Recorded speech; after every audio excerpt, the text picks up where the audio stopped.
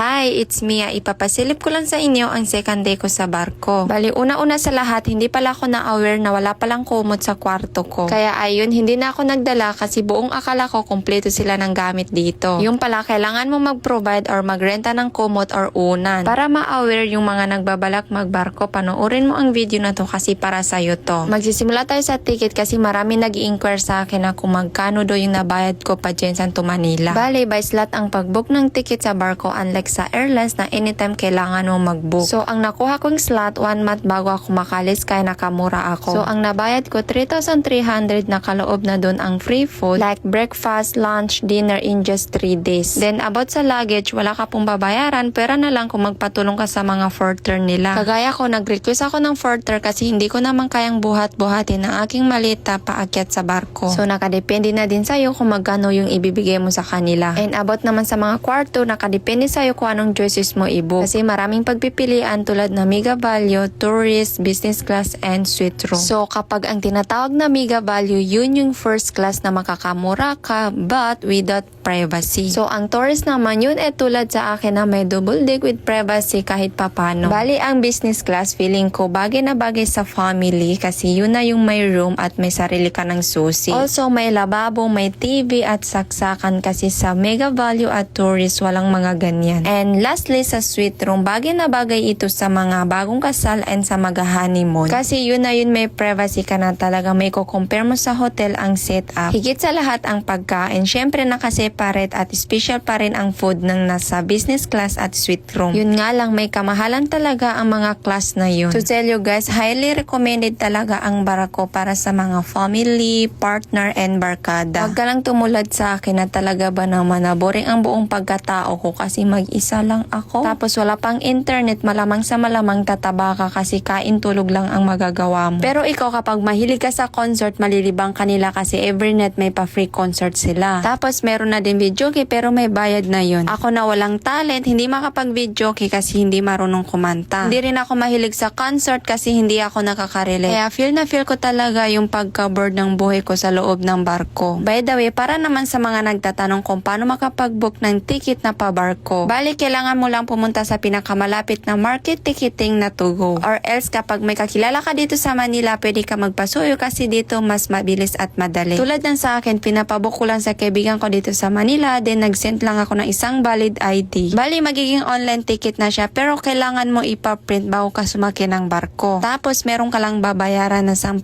piso na number, yun na ididikit sa ticket mo para sa pagpila mo ng pagkain. Para makatanggap ka ng free meal, kailangan mo lang yun ipakita. So, I hope nasagot ko lahat ng mga katanungan nyo. Thank you for watching. Bye!